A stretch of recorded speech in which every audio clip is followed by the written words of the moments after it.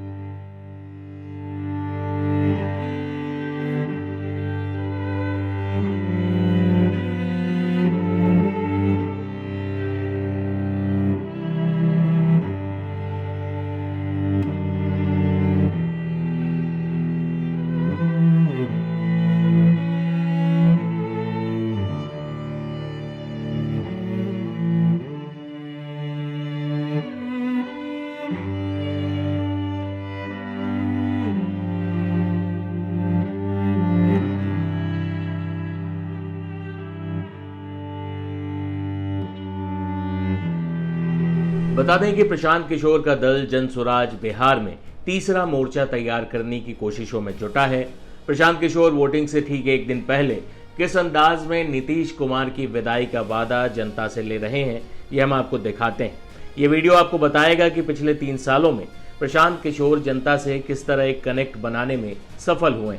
देखिए। अब आप लोग सब लोग बताइए, नीतीश चाचा को रखना है कि हटाना है? नीतीश कुमार को रखना है कि हटाना है? हाथ ऊंचा करके बोलो, नीतीश कुमार को रखना है कि हटाना है? काहे? सुनिए, काहे नीतीश कुमार को हटाना हम आपको बता रहे हैं। 5 वर्ष आप बताइए, राशन कार्ड बनाने में 2-2.5 हजार रुपया घूस लिया है कि नहीं लिया है? यहाँ पर गांव गांव में 100 रुपया का शराब 300 रुपया में बिक रहा है कि नहीं बिक रहा है? थाना में पुलिस वाला पैसा ले रहा है कि नहीं ले रहा है? सीओ जमीन के दाखिल खारिज में रसीद बनाने में पैसा लेता है कि नहीं लेता है? बिजली का बिल ज्यादा आ रहा है कि नहीं आ रहा है? और नीतीश चाचा सब लड़का सबको पटना में पेपर लीक होने के बाद पिटवाया है कि नहीं पिटवाया है? तो अब हिसाब का टाइम है, नीतीश चाचा को वोट देना है। अब मोदी आई हम, अब मोदी आके कहेंगे कि सब लोग नीतीश को, एनडीए को वोट दे दो, तो दिलाएगा? काहे नहीं दिलाएगा? सुनो, अरे भाई, जो रास्ता सिखाए हैं मोदी को वोट क्यों नहीं देना है, समझिए। आप बताइए, वोट किसका? वोट औरंगाबाद बिहार का, तो फैक्ट्री कहाँ लगना चाहिए? बिहार में कि गुजरात में? बोलो भैया, फैक्ट्री कहाँ लगना चाहिए? बिहार में कि गुजरात में? बिहार में कि गुजरात में? और जितना आदमी मोदी को वोट दिया है, जितना यहाँ भाजपा का भक्त है, सब लोग अपना अपना बच्चा के नाम पर बोलिए, पिछला 15 साल में मोदी ने फैक्ट्री कहां लगाया? बिहार में कि गुजरात में? बिहार में कि गुजरात में? अब देखा, जो जो मोदी को वोट दिया मुंह में चुप लगाया, डर के मारे बोल नहीं रहा है। अरे भाई, हिम्मत है तो बोलो, अपने बच्चों के नाम पर हिम्मत है तो बोलो। प्रशांत किशोर ने अपनी छवि एक सख्त और बेबाक नेता की बनाई है, नो नॉनसेंस पर्सन जिसे कहा जाता है। आलोचक उन्हें तल्ख और कई बार घमंडी भी कहते हैं। मीडिया से लेकर नेताओं तक प्रशांत किशोर किसी को नहीं बख्शते। उनके गुस्से की चर्चा तो सार्वजनिक तौर पर हो चुकी है, लेकिन इस पूरी यात्रा में प्रशांत किशोर का भावनात्मक पक्ष कभी सामने नहीं आया। लेकिन माँ बाप के निधन के बाद सूने पड़ चुके अपने घर में जाने की हिम्मत जुटाने में प्रशांत किशोर को कई साल लग गए। ये उनके लिए बेहद भावनात्मक पल था। पीके ने भरसक अपनी भावनाएं छुपाने की कोशिश की।